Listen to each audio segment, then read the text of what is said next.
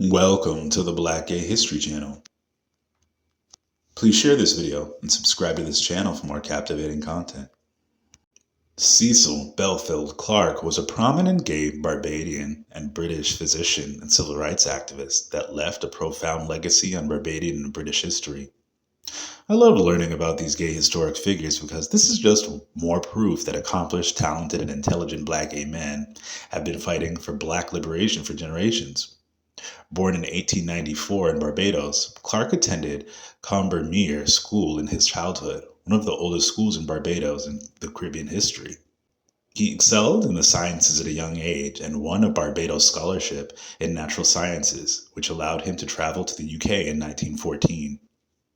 He would open and operate a medical practice in England for over 50 years, and he would also be one of the brightest representations of Caribbean people in the UK for decades, becoming a prominent civil rights leader in the country.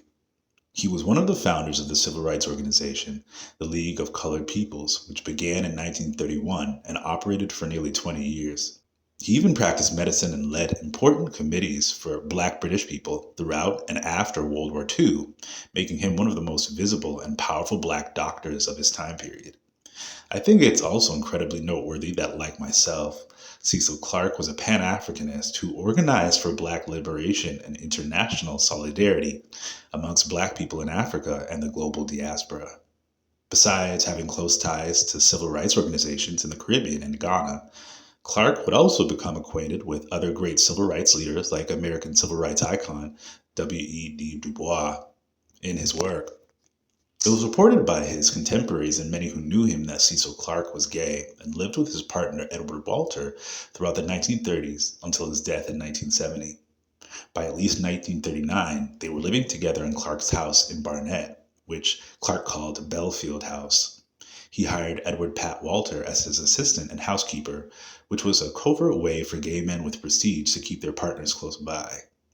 Walter would accompany him on his work trips, and considering that Clarke became a senior medical officer in Ghana during their independence era, it's likely that he brought his lover and business partner to Ghana with him.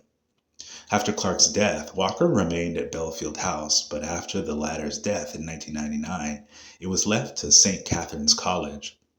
A blue plaque honoring Cecil Clarke was placed on a building near the site of his practice in April 2023, sponsored by Black History Walks, in collaboration with the Nubian Jack Community Trust.